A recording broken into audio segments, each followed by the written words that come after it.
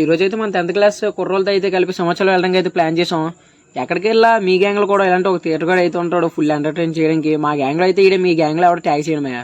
అలాగే వెళ్ళగానే bus దిగ్గానే first అయితే టిఫిన్ అయితే చేసి కిందనే స్టార్ట్ అయిపోయామయ్యా కొబ్బరికాయ కొట్టి. అలాగే ఈ నెక్స్ట్ మంత్ 9th గిరి ప్రదక్షిణ ఉంది కదా మయ్యా, అందులో ఎవరైతే తిరగడానికి వెళ్తున్నారు కామెంట్ అయితే చేసిండు మయ్యా. ఇంకా మొదలైపోగానే మన కుర్రోళ్ళు అయితే మన చడగొడిగా అయితే పైకి ఎక్కారు మయ్యా. ఒక డైలాగ్ చెప్తారు మయ్యా, అది ఎవరు ట్యాగ్ చేయాలి తెలుసు మీకు, ట్యాగ్ చేసింది.